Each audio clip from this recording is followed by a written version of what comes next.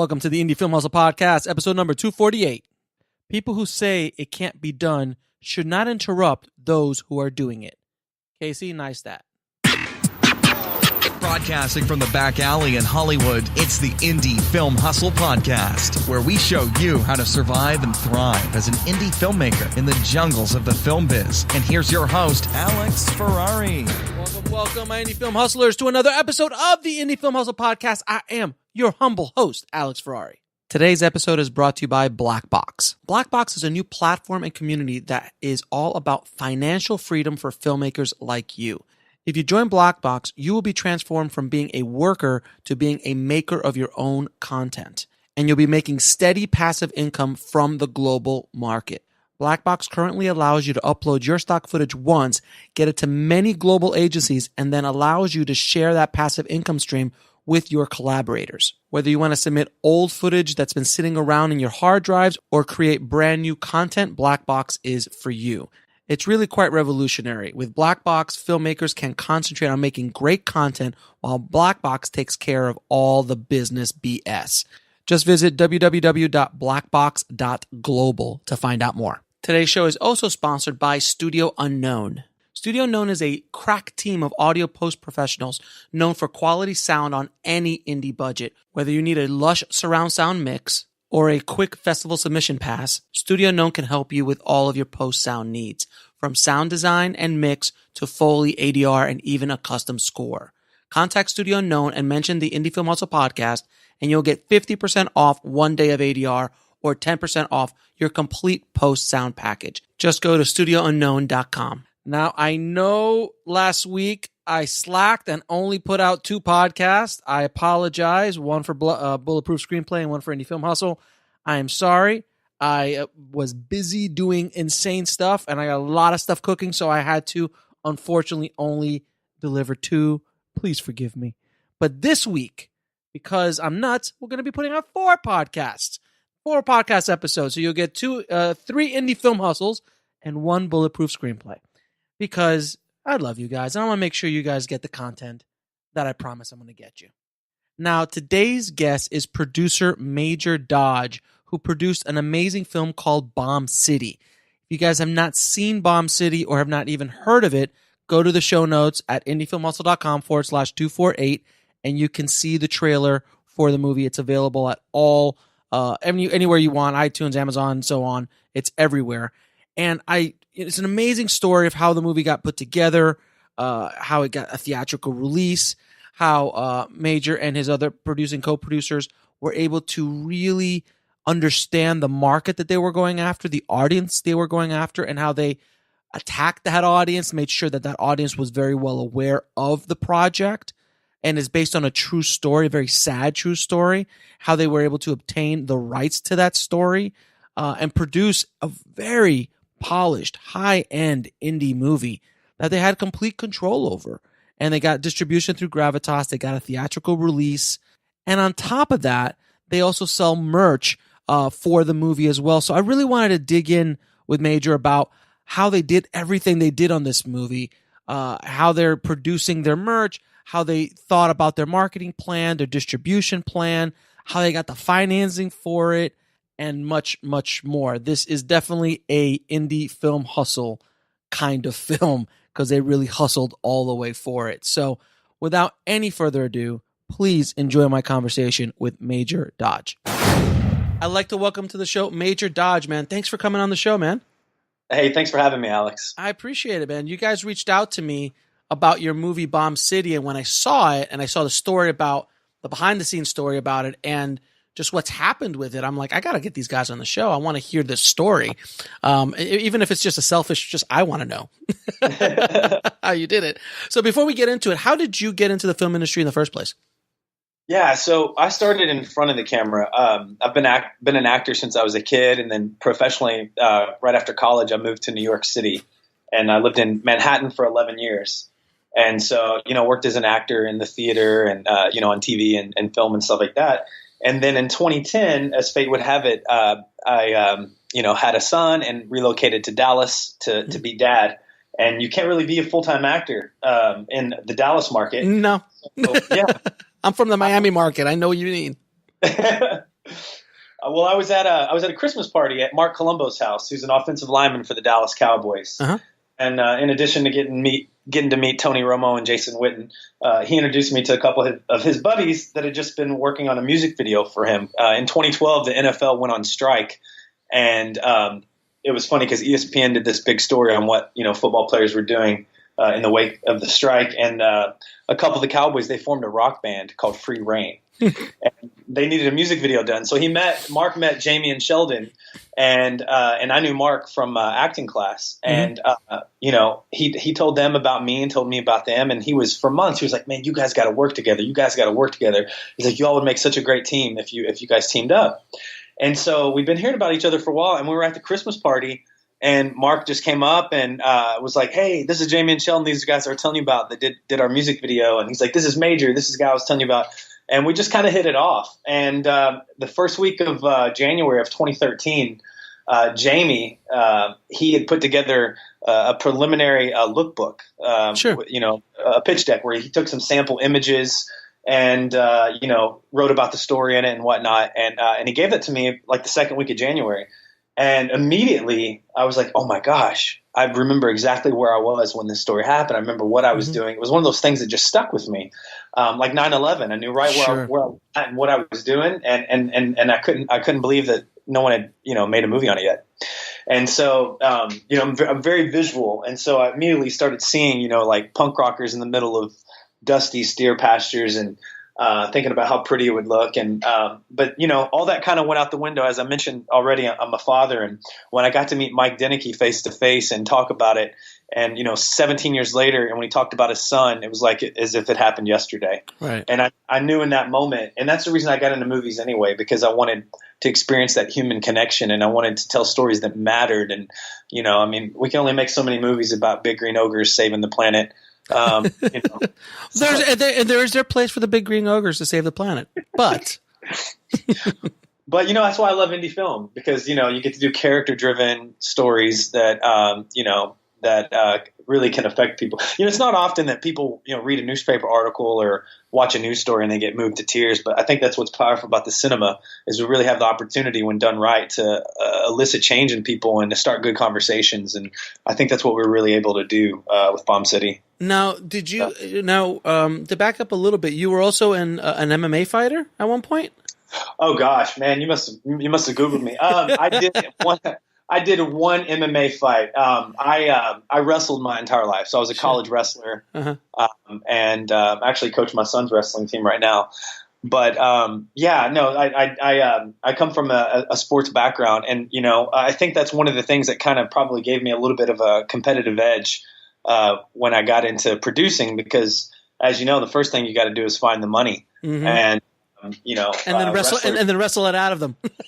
Exactly. That's it. In the conversation. And you just put them in a sleeper hold, and that's it. Like, just give me the money. Go to sleep. Go to sleep. But wrestlers have an uncanny ability to be able to overcome adversity when everything's stacked against them in the face of adversity, to be able to just keep moving forward and keep pressing towards the goal. And I think that's one of the things that wrestling taught me. And kind of gives me an edge as a producer, because when I set my mind to something, when the train's on the tracks, it's going to get moving. And so, but no, I'm not an MMA fighter. Although Ruthless Robbie Lawler, who's an MMA fighter, he plays my cop partner in Bomb City. You might have noticed that. Oh, nice.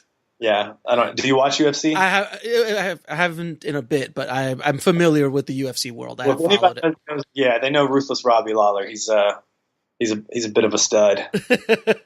Now, talk a little bit about Bomb City, because for people who don't know the story, what is the story of Bomb City? Yeah, so Bomb City, it's a story that took place in Amarillo, Texas, in 1997. It's basically about a group of high school football jocks that are having a turf war with a group of punk rockers, and it results in a hate crime that kind of questions the morality of the American justice system. A kid loses his life. And, it was a widely publicized thing. It was on Oprah, Dateline, 2020. Marilyn Manson spoke out about it. He's in our film. The Dropkick Murphys, they're a famous punk band. They wrote a song about it. But it's about the life of Brian Deneke. And so, I'll go ahead and tell you what happens. Basically, a punk rocker loses his life at the hands of a football player. This football jock shows up to the fight, and rather than get out of the car and fight, he decides to slam on the gas and just run over the punk rocker. And so, a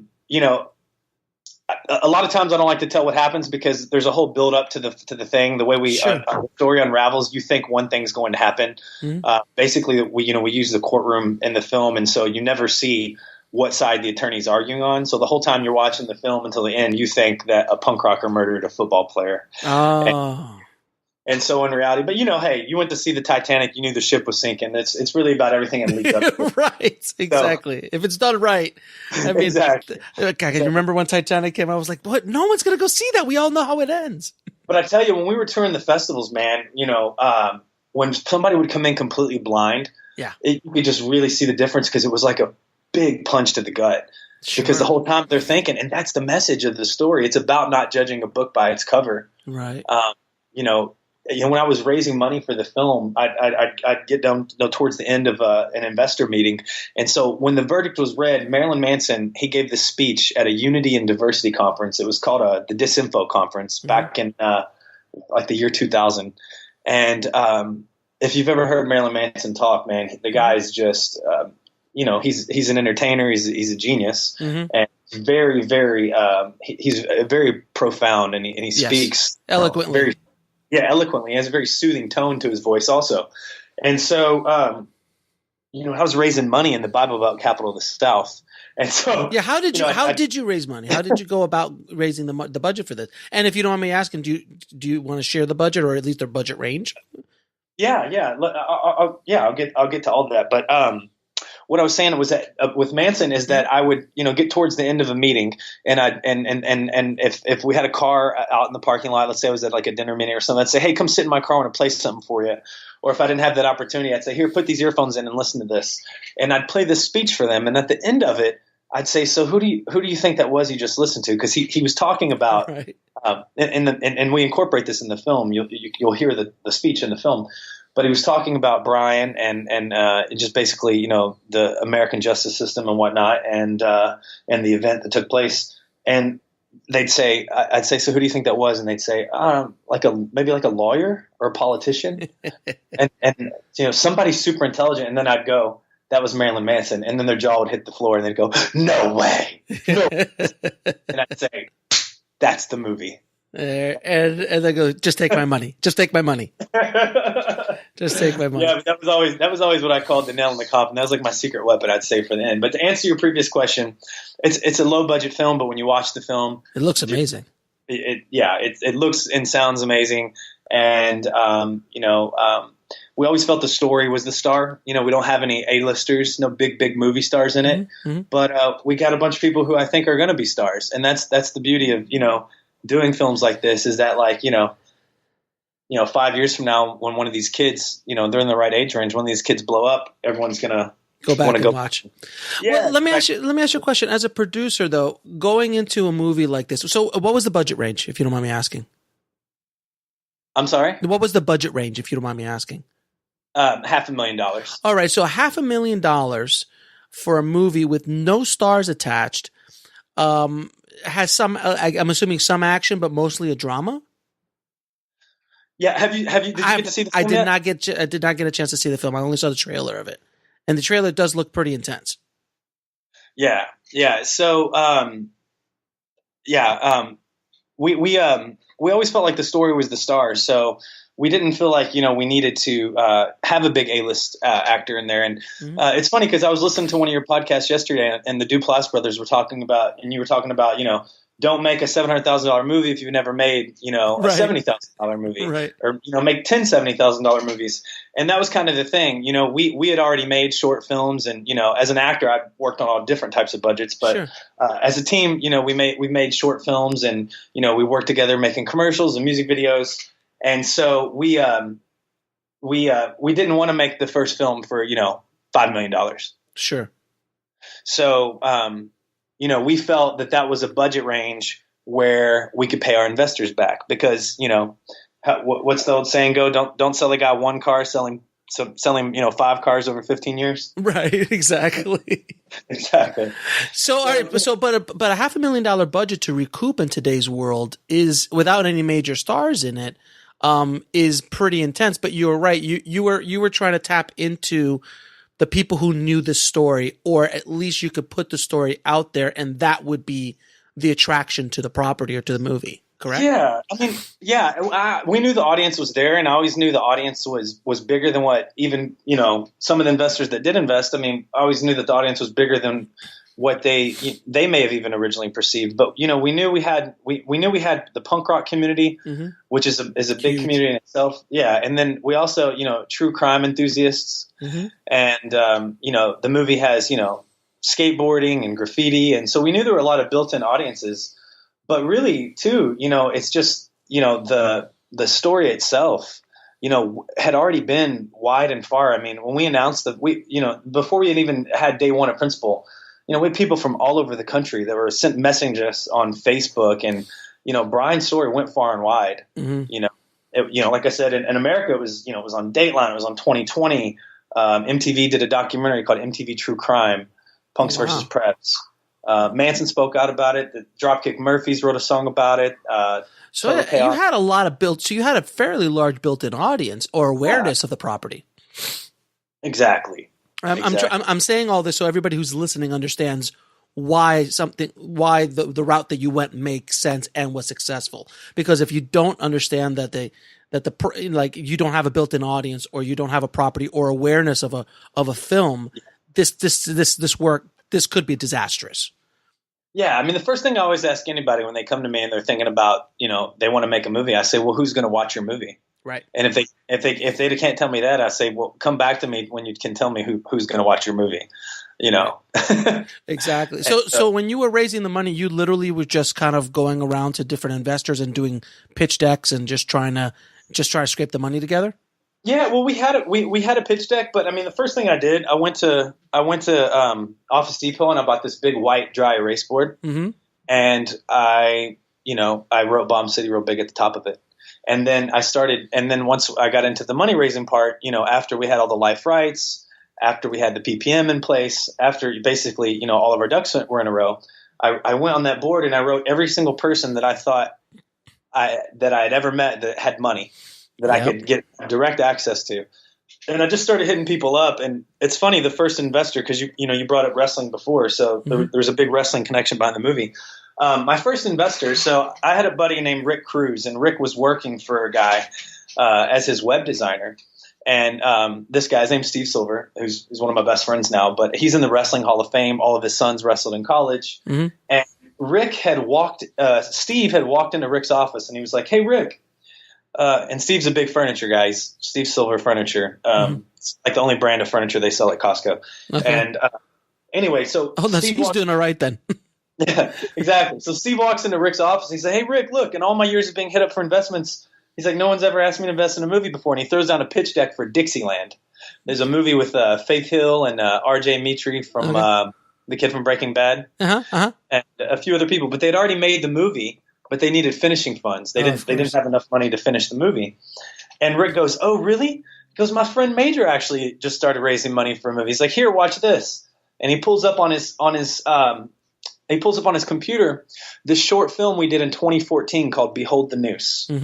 And we made that movie for $400 on our Blackmagic cameras. That movie, the $400, $200 went to, because I'm the only actor in it, went to my police uniform and to rent the police cruiser. When we made that film, and it played in like 19 festivals, it won Short of the Week. It was in the New York Times as one of the 20th scariest, shortest films online. Nice. And we made that for $400 in 24 hours. And so it's a 9.5-minute movie. You can watch it for free on Vimeo. But I'll put it in the show notes. He plays it for Steve, and he sits there and he watches the whole 9.5 minutes, and he says to Rick, he goes, "You know that guy?" And he was like, "Yeah." He said, "Why don't you invite him out to Vegas with us this weekend?" And so they were going out there because Steve also invests in a MMA gym, and one of the fighters were fighting, oddly enough, was fighting Robbie Lawler for the title, which is really crazy, and that's a whole other story in itself. Sure. And so I got invited out to Vegas for the weekend, just off the strength of him singing that short film. But then when Steve got on the phone with me, it came out that I also was a college wrestler and was coaching my kids' wrestling team. Sure, and you had a connection. he was wrestling. And that's what I tell people. I'm like attracts like. So I always say, in addition to knowing who your audience is, also know who wants that film. Somebody hit me up last week about a golf movie. I hate golf. I like wrestling and watching and sports where people punch each other in the face. Sure. Like, bro, come to me with a golf movie. I don't want to make a movie about a golfer. I don't care how awesome the story is, But and the investors are the same way. Sure. And so I tell people, I'm like, find out who in that audience has money and who would want that film. And go after them. And that's kind of how, Steve kind of fell in my lap through my mutual friend. And so I went to Vegas for the weekend and probably talked about the film once or twice because it was all about fighting and just about building relationships and meeting people, just having a good time. And then, when we got back, I said, hey, I'd like to take you out to lunch and tell you and your wife and tell you about this project I'm working on. He's like, yeah, sure. And, we went out to lunch on a Wednesday and on Friday he wrote me a check. So wow. And that started the ball rolling. That puts the train on the tracks. Yeah. That's the first money in. I always say, I call it Emily money. Early money is like yeast. Yeah. So you got to get that first money in. It just starts growing from there. And it makes it real too, because until you got that first money in the bank, you're questioning if you can do it. And and that's because you may not necessarily believe in it, and you need to believe in it wholeheartedly, or you got no business of doing it. Because I've got friends who make movies just to build IMDb credits. I'm like, no, I want to make movies that I believe in 110%, and that's what Bomb City was for me. I believed in the heart, and I fell in love with Mike and Betty Deneke, and I wanted to get their son's story out there. So now, how did you approach getting life rights? Because I know that's something that a lot of people listening don't even have a clue on how to do. So you hear this story and you're like, I got to go get the rights, the movie rights to this. What's the process of that? Yeah. So there's a couple things. So if you don't have life rights from the people, you can buy the rights to a book, or you can buy the rights to a news story or a newspaper article. Or if you can get to the people, you can do it that way. And that's what we were able to do. We were able to get to all the real people. And basically, Jamie, the director, his mom knew someone who knew the Denekes, and she got us in contact with them. And so just went over and pitched them. I'm like, hey, look, this is what we've done before. And So what had happened was, they had sold the rights to a guy named Norm Green, who's a film professor at NYU, and he made the documentary that MTV bought and released as MTV True Crime back 17 years ago. And then he renewed it, because when you get the rights, you get them for a period of 5 years. And then he renewed them, and then in 2007 he didn't renew it. So he either just figured, hey, I made the documentary, or just I don't know if he couldn't get the money in place or whatever. But he in 07 the rights went back to the family, and so you had all these years where they thought a movie was going to be done. And they kind of got their hopes up, And so when we came in, and that was the other thing too, is that so Jamie, the director, and Sheldon, the writer, they're both from Amarillo, where the story takes place. And so that was one of the things I kind of used to my benefit. I talked about in the article I may have shared with you that I wrote. The unknown director and no A-list actor. That's like your two biggest. Yeah, I saw that. I was like, this is his first time feature. He'd done shorts, a lot of shorts, but exactly. So you really had a lot going against you guys. Yeah, I did, but it's about having that belief in the story and the belief in yourself. And I come from a sales background. I've always done sales jobs to support my acting habit. I used to sell coupons on the street with Chris Pratt. I like that you call it an acting habit, like it's a drug habit or an alcohol habit. It really is, man. It really is. So you used to sell coupons with Chris Pratt? Well, he had a company like mine. It was like a competing office, basically. But yeah, we sell these gift certificates out on the streets to anybody, and we had like these chants and things we would say to get motivated to go out. He talked about it on Conan, and I was cracking up. But so I have a sales background, and so I kind of just one of the things that you learn in sales is that people usually perceive things the way that it's initially pitched to them. And so, and if you pitch with passion and you believe in your story, I think you can. A lot of people come in and they pitch on all these other things, tax incentives, for example, and in my background, we call that pitching off failure. So I never go in and lead and talk about numbers. I always save that for last because I feel like people invest in stories and invest in people. Absolutely. You can influence people and win them over, and you can show them that you have a vision. That's the thing. Even if they disagree with you, you got to speak up for your vision, and you can't be a pushover. And I think it's what we're really good at doing. So with Jamie, for example, unknown director, when I would come into the meeting, I would say, hey, listen, we've got a guy who is going to be the next big thing. He's done all these shorts. He hasn't done a feature yet. And he's from Amarillo, so he lived through the story. Mm-hmm. He's going to be able to come in and tell this story in a way that, some big director from Hollywood's not going to be able to do because he lived through it. Mm-hmm.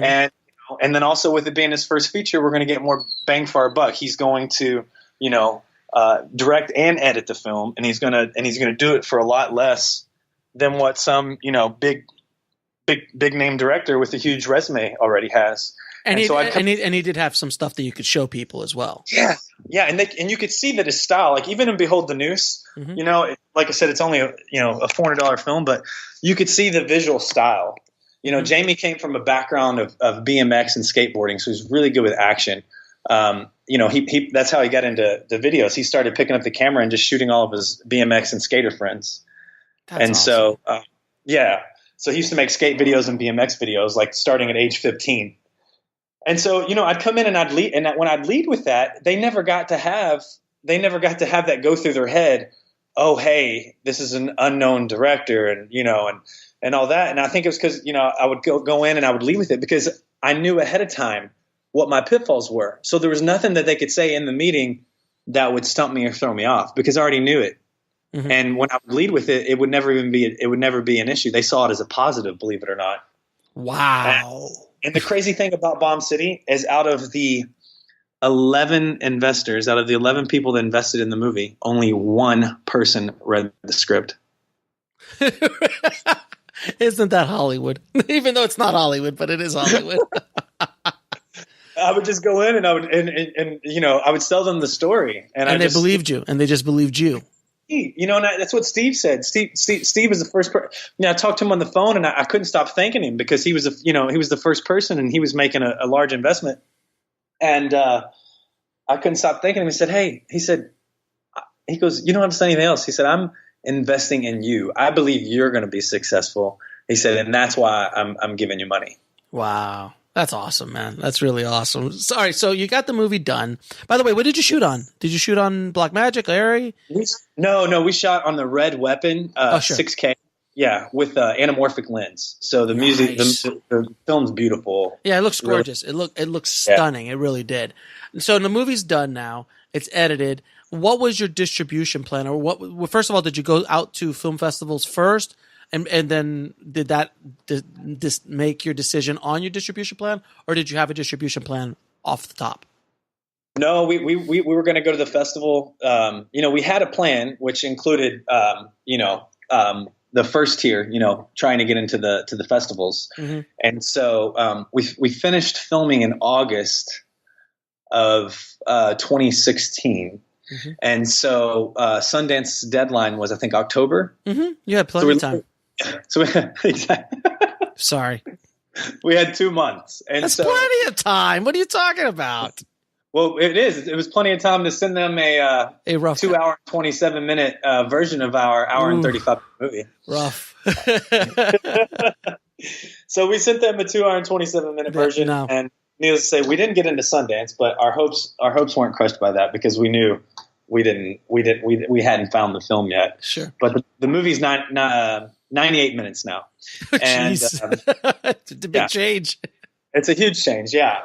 And so it's very dark and ominous throughout, and it wasn't that yet. And so we held off. We said let's wait till we get it right. And then the president of the Dallas International Film Festival was a friend of mine, and he happened to come over to Jamie's apartment building, and they had a screening room in there in downtown Dallas, and he came over.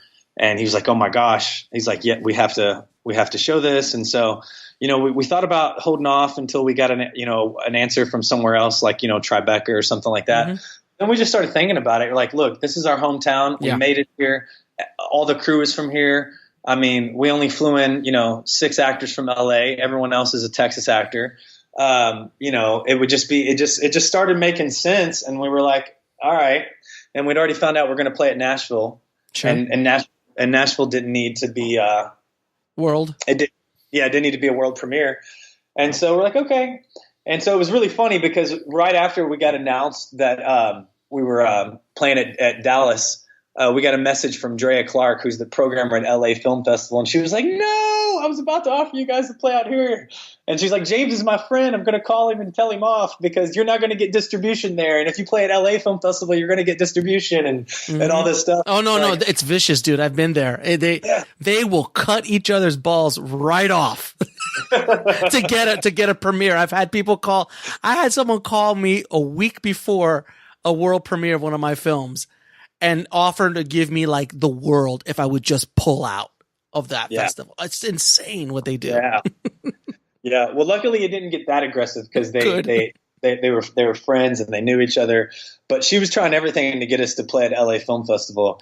And, and then of course we're like, well, yeah, we want to come to LA with the film and play there. Sure. Is there any way you can just do a California only premiere? And I guess a few years ago they switched and they only do world premieres now. So bougie. Yeah. So we played Dallas. We won the audience award for best narrative feature. The movie sold out in 14 minutes. They said it was the fastest sellout in the history of the Dallas International Film Festival. That makes sense. And so then we went to Nashville, and at Nashville we also won the audience award for best narrative feature, and we won best actor. Nice. Best lead actor. And then from there we went to Bend, and we won best director at Bend Film. And then we won audience award best narrative feature at Tallgrass Film Festival. And you just kept going and going and going. And we just kept going. Yeah, we played 9 festivals and we won at every single one. Now, did you get any offers? We did. So Nashville did have quite a few distributors on hand. Mm-hmm. And so when we played at Nashville, that's when the conversation started happening. I was, I got hit up by Voltage and Samuel Goldwyn and a few other smaller companies, and then Broad Green, and then ultimately we ended up going with Gravitas because Gravitas they wanted to take it theatrical, and we thought it was important to us to have the film play in theaters and not just be a direct to streaming or DVD title. Yeah, DVD or streaming. Now, did you how many theaters did you go out in? We released on February 9th. We released to 17 cities. Nice. And how'd it do? It did really well. It did really well. We were on Box Office Mojo. We had, our average was higher than, a lot of studio pictures. Nice. And so, and it got extended in several cities, and it's just been, and it's still, it's been like a slow burn. It's still going. I mean, we just, People Magazine picked up the film like 3 weeks ago. We were in People. Yeah. How did you get a lot of this? Cause I saw some of the news outlets that were covering you guys, and for an indie movie, you got some major players. So how did you get that? Yeah. So I was very strategic with it. We dropped the trailer on December 12th, 2017, which was the 20-year anniversary of Brian's death. He died December 12th, 1997. Mm-hmm. And so we had been hitting up, we hit up some, a freelance writer from Vulture had hit us up, and she had heard about the movie and the story and knew it was going to be the 20th anniversary, and she wanted to pitch it to Vulture. Mm-hmm. And so she pitched it to Vulture, and Vulture passed. She goes, but Vice, somebody at Vice overheard me talking about it, and they want the story. Nice. And so Vice picked it up, and on December 12th, 20 year to the day of Brian's death, Vice released a big article, and we dropped the trailer exclusively on December 12th through Vice. Of course. And then we opened our pre-orders so we did a day and date release. So we opened our pre-orders that day as well with iTunes. Uh-huh. And it went crazy. And then so it just started coming from there. And then, we're certified fresh on Rotten Tomatoes. Variety, Hollywood Reporter, all favorable reviews, and Daily Beast, and so we've got a lot of good reviews. And then this past November, I actually played John Gotti on a TV show called Murder Made Me Famous. Okay. And Steve Helling, who's the senior crime reporter at People Magazine, I met him because he does the commentary for the TV show. And yeah, it was just one of these. Exactly. And so he started following me on Instagram, and he sent me a message to tell me how good he thought my John Gotti was. And I immediately said, thank you. I'm a big fan of you in the show. And then I just, I told him, about the movie. And I said, hey, I know you're the senior crime reporter. People, is this something that you might be interested in covering? And I was pretty close to begging, but I don't think I quite begged. Mm-hmm. It's pretty close. That's fine. I'd beg. Yeah. So he said he was going to do it. And then, it came around, and then Parkland happened, and then he had to push it back. And then, there was, I didn't think it was going to happen. And then finally I reached out again. I was like, hey, our DVD and Blu-ray releases on, April 9th. Mm-hmm. Is there any way you could do it? And, he made good on his promise. And so, yeah, he did a big write up, and yeah, we were in People magazine in the trailer and everything. It was pretty cool. So that's amazing. So it really, you guys really were blessed in so many ways during this whole process. We had a punk angel helping us. There's no question. There's absolutely no question, because a lot of the things that I preach against, you guys did, but which is great. And I love that. But that's one of the reasons I wanted you on the show, because I wanted to break down, like, why did it work?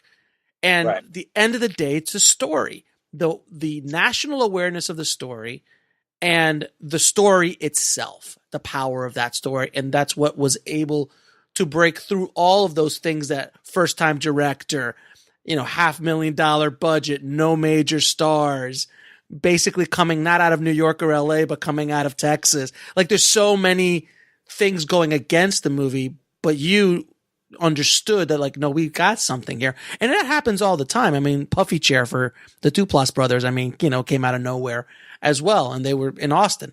So it's doable, but it was very interesting. That's one of the reasons I wanted to kind of break down how you did this, because it's a pretty remarkable story. Yeah. It's funny. You talk about breaking rules too. So I cast the film as well. Of course you did. Why wouldn't you? Why wouldn't you? Everybody wore like 4 hats, Of course you did. That's the way it's supposed to be in indie. I mean, come on. If you've got a trailer and you got everyone with a job, I'm like, that's just not an indie film anymore. Well, here's a little tidbit for any actors that are listening about an actor that broke a rule. So the actor that plays Jason Deneke in the film, his name is Dominic Ryan Gabriel, and we put the casting breakdown out for the roles that we didn't do offers on, and one of them was for Jason Deneke, Brian's brother, and I get an email and a phone call from this actor. He somehow got my information and pitching himself for an audition. He didn't live in LA. He had moved back to Detroit and didn't have an agent, but he knew the story, and he was just so passionate about it and how much it spoke to him. Mm-hmm. And, you never do that as an actor. No. I'm going to call up the casting director and ask for an audition. But there was that part of me, who comes from a commission cold call solicitation sales background, as already mentioned. And I'm like, you know what? Freaking, I like the kid. I like the balls it took to do that. And I'm like, sure, you know what? Here, I'm going to email you the sides. So here's the moral of the story. If you're going to break the rules, you better be ready to deliver. And I sent Dominic the audition. Mm-hmm. 2 hours later, I had his audition back. He was completely off book, and he had 2 very contrasting auditions, two sets of sides. Sure. Yeah, 2 sets of sides. And he did the emotional scene. The first scene, it's the emotional scene where the death happens, and his brother's dying in his arms. Right.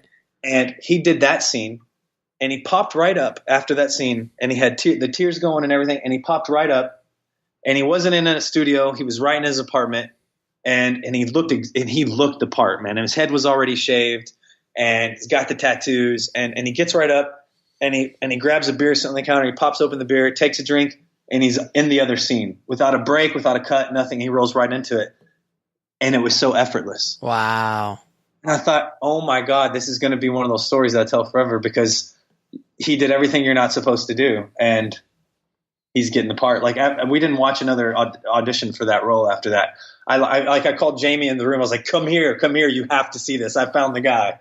And everyone agreed immediately. That was the dude. It's amazing. Well, that makes perfect sense for this kind of film. For this film specifically, which everything was, you're breaking all the rules. Why wouldn't you break the rules when you're casting? You just got to know the rules. Absolutely. I think to break. And you know what? Look, and he also did his homework, and he also knew how to connect with whoever he was aiming at. Like, I know the story; it really connects with me. It's not just like a cold call. Hi, I'm an actor. I heard you were doing a movie. I'd love to hear about it. He did his homework before he reached out. It was perfect for him. He's the lead singer in a metal band of his own, and it was just sure. It just made sense. Yeah, it just made sense. So now, how did you come up with the idea for selling limited edition merchandise, which is something I preach so much about, trying to find other revenue streams that the movie can help sell and generate for the property in general? We wish we'd have done that when we were on our festival tour, because I mean, people. It's just the type of film that has that kind of, it's punk rock. The imagery is amazing. The poster's amazing, of course. Well, the way we got, so our merch is licensed. It's being sold by Killer Merch. Okay. And Killer Merch is a division of Sumerian Records. Mm-hmm. They're one of the top metal rock labels. They've got like Jonathan Davis and, but anyway, the guy that started Sumerian Records, his name's Ash Avildsen. His dad was John Avildsen, the director of Rocky and Karate Kid. But Ash just released American Satan, which is an indie film about a metal band who makes a deal with the devil. Nice. To become famous. It's kind of like a twist on that George Burns movie. Right. Yeah. Exactly. So Ash was when you buy his movie, it says viewers also bought, and Bomb City kept popping up as the first movie. As that people also bought our movie and his movie, and he looked and he bought it, and he watched it, and he loved it, and he tracked me down and was like, "How can we team up?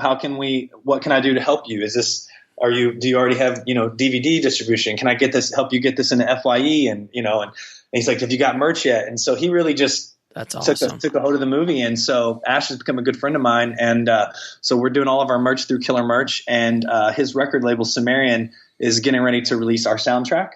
Nice. As well, and and he's getting hard with there's not a lot of stores left like that, but he's getting the hard DVDs and Blu-rays into like FYE and stuff like that. So he's helping with that, and then he's getting our T-shirt into Hot Topic as well. That's awesome, man. It's just all, it's all, And that's extra money. That's basically extra revenue that has nothing to do with distribution or anything like that. That goes directly to you guys. Correct. Yeah. That's the dream. That's the dream. I mean, seriously, it is. If you can make a little money with the movie, that's great. But then, as George Lucas says, the money's in the lunch boxes. And we had all this laid out. This isn't like, even though that kind of was like fortuitous, like him hitting us up and everything, but we laid all this out. We had a plan to do this stuff. If it hadn't been with him, it'd have been somewhere else. Sure. But we utilized a lot of forward thinking, and that was all, in that pitch deck. And that's another reason why I don't think a lot of people even read the script, just because everything was so spelled out and they could see it. And, they could see that, with the images that Jamie picked out and the way that he designed the lookbook and the website and everything, they could see the movie with the story I told. And then with the assets that Jamie and Sheldon were able to give me. Man, congratulations, man. Seriously, you guys have done an amazing thing. First of all, you're a successful independent film. So that alone is applause worthy. But you guys are killing it, and how you did it, coming out of nowhere, is pretty inspiring. So thank you for sharing your story, man. I really appreciate it. Thanks, Alex, man. It's been a pleasure. So I'm going to ask you a few questions that I ask all of my guests. It's kind of like a speed round. So what advice would you give a filmmaker wanting to break into the business today? My advice would be, if 100% that you couldn't be happy doing anything else, then to go for it. But you have to be all in. You can't just be, it's not one of those things that you can just do and, maybe if it happens and wait on the phone to ring. You've got to have a vision, pinpoint, laser focus, And you've got to be able to say no to distractions, because it's not about what you want. It's about what you want most. And things are going to come along and try to knock you off focus. And that's why, that's why you need a lookbook. That's why you need a vision board in your bedroom. That's why you need notes on your mirror when you wake up every morning, so you're reminded of what it is you're going after. Nice. Now, can you tell me what book had the biggest impact on your life or career?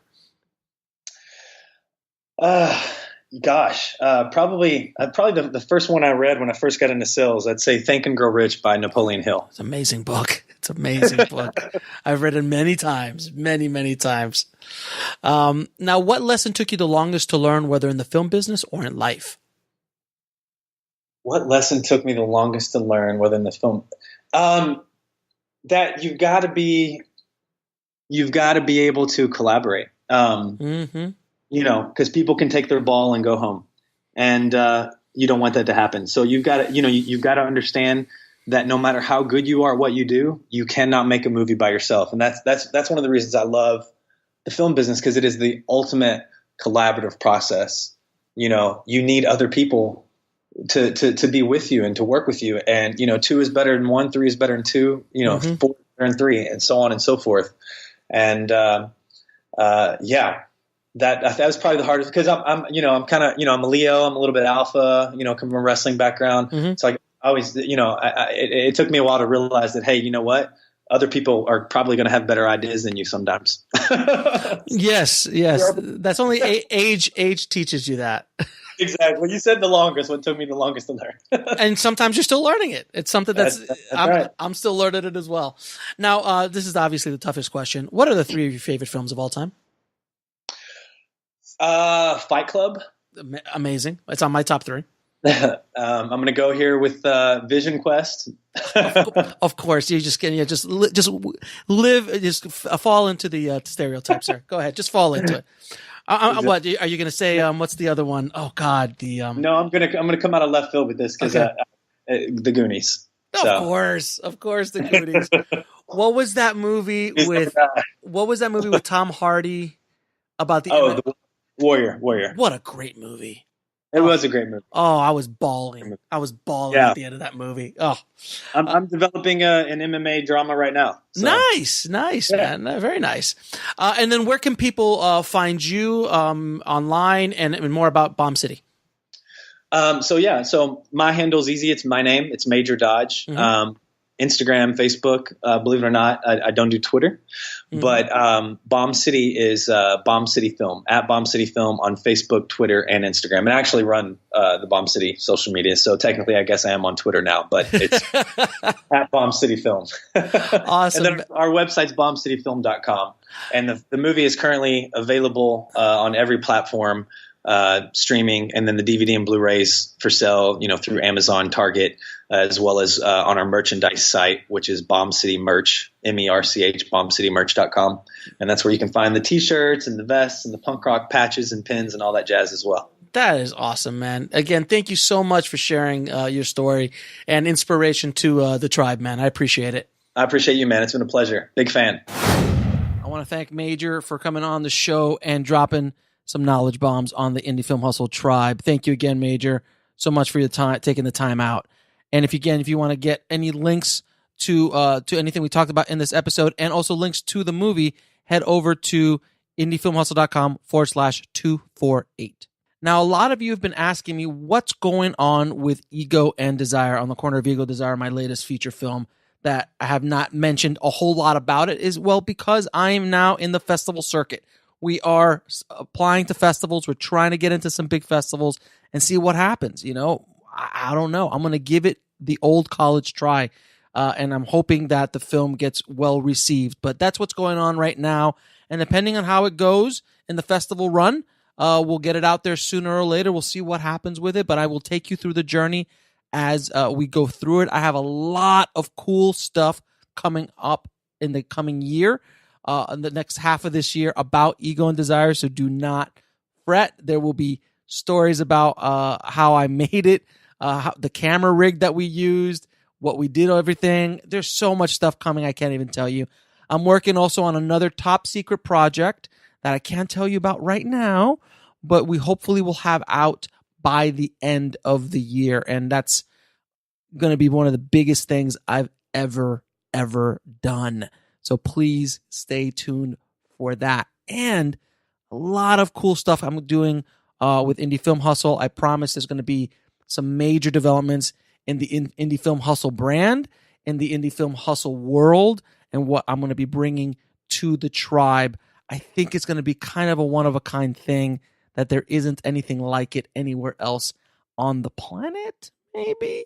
So I'm hoping that that will hopefully come out soon as well. But that's also going to probably be at least 3, 4 months, 5 months away as well. So a lot of good stuff to look forward to for the Indie Film Hustle tribe moving forward.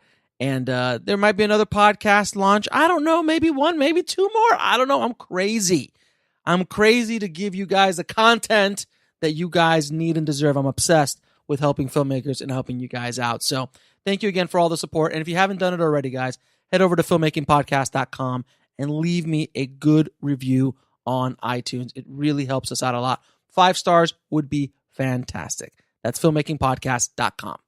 And as always, keep that hustle going. Keep that dream alive. And I'll talk to you soon. Thanks for listening to the Indie Film Hustle podcast at indiefilmhustle.com. That's INDIEFILMHUSTLE.com.